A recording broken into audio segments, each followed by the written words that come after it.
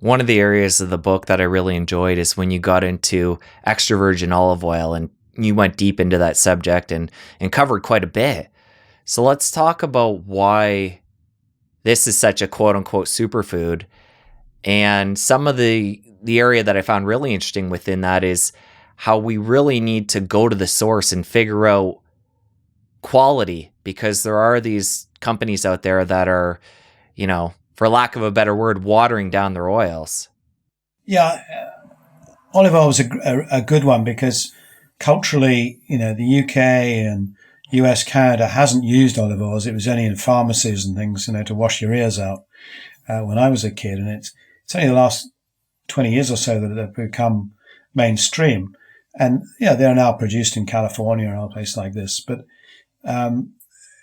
realizing that, there's different grades and there's a huge difference in the quality for your health just by picking the higher grade ones rather than the ones that have a flashy label, but actually it only says virgin olive oil and just missing that little word extra.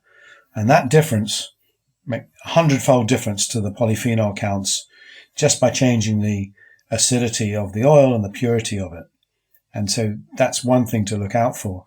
And even when you get to the extra virgin olive oils, which I think is one of the healthiest parts of your diet and one of the keys to the Mediterranean diet, is the fact that they use so much of this stuff, which has fats, which in the old days we used to say was bad for you. Now we're quite happy to say is good for you. But a lot of this is not just the fats, but it's the polyphenols that give it that bitter taste. And a good olive oil it just makes you cough. If you ever have it raw or something, you're tasting it in a bit of bread in the fancy restaurant. That pepperiness, that cough, that shows that is absolutely full of those polyphenols that are good for you. And what I found is investigations show a lot of fraud in the olive oil markets.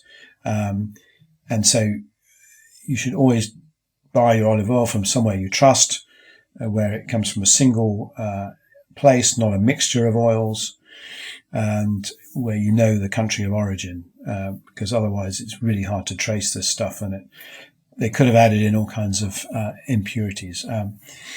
Each country is going to have different rules on how it surveils it, but increasingly around the world, it's really hard to keep food secure.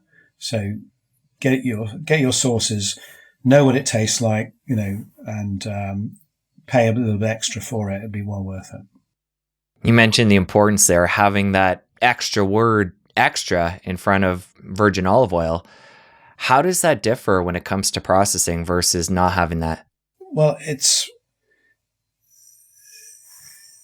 a bit like it's the level of processing. It goes from being a sort of relatively unprocessed product to a highly processed product where they're not only using mechanics, which is what the extra virgin oil, they're just, pretty much the same way as they've done it for hundreds of years. You just squash it and the juice comes out and you get rid of the olive skin.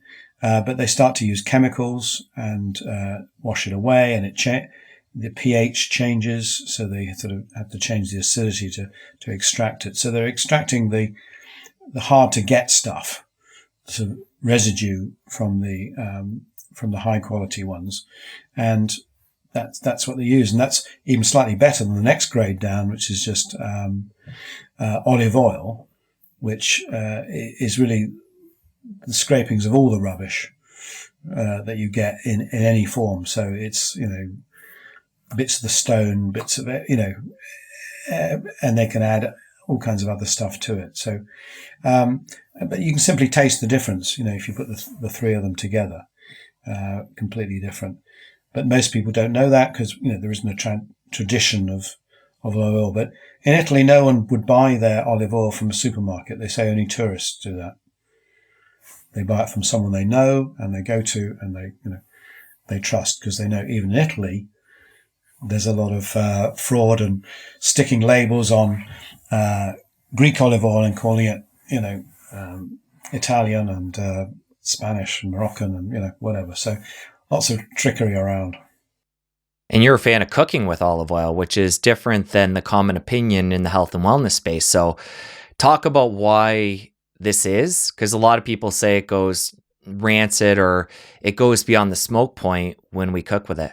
Yeah, so when I started researching this, that was very much the mainstream view, is that said, well, yeah, olive oil is good for salads, but, don't use it on cooking because you get this blue-black smoke when you cook with it, and you get these carcinogens coming off. And this was very much the common view of, particularly in America, I must say, US chefs said, okay, you've got to use high smoke point peanut oil, to do anything in high cooking. And this became sort of ingrained in the minds. And so I started looking at it and also spoke to some fat experts. And it transpires that, yes, the smoke points of olive oil are, around 204 degrees to 208 degrees. But you rarely get to that point in normal cooking. So if you're frying something normally, it's 160, 180 degrees in a pan. And so the idea you're going to get all this carcinogen smoke is actually nonsense, unless you're doing really wok frying at high intensity heats. So that, for a start, isn't a problem, and so anything above 200 is fine. And I also found that they were saying, it does go rancid, but you shouldn't keep olive oil for more than a year, probably more than 6 months, and you should keep it out of the light and pay attention to it. It's a living product, a bit like wine. It does go off, but what the other side of the coin is that because it has a lot of saturated fat, it's actually more stable compared to some of these other ones, more vegetable oils that are mixed fats or with polyunsaturates that actually, when you fry with them a lot, particularly if you reuse them, they get very unstable, and then they can produce lots of different chemicals that some of those would be bad. So really, I think we'd gone, I don't know who started these rumors, but they were really false. And in the Mediterranean countries that have the best reduced heart disease, they have the best longevity, they only use one oil, and that is extra virgin olive oil in everything. And they're a lot healthier. And people who tell me you should use coconut oil or peanut oil, well, I don't want all my foods tasting like coconuts and peanuts, and I much prefer that olive oil taste. So, yeah, that's my go-to oil, and I think it's going to be the best for your health. We know you're a big fan of the olive oil. What other oils would we find in your kitchen? I do have some high-quality rapeseed oil. So you can get some ones, that are not ultra-processed ones that are actually high grade, and I use those when I don't want to get too much of an olive oil taste, if you've got a very refined dish, or if I'm doing, it has a slightly higher smoke point, so you might want to take it up higher. Avocado oil I have, but it's very expensive, and so I tend not to use that much. But and of course, occasionally, we'll still use the occasional bit of butter if you really want to have an old-fashioned French dish that's a bit of an indulgence, which I can't justify on health grounds, but occasionally tastes better. But I wouldn't do that regularly. If you enjoyed that clip, press here for the full episode. I'll see you over there.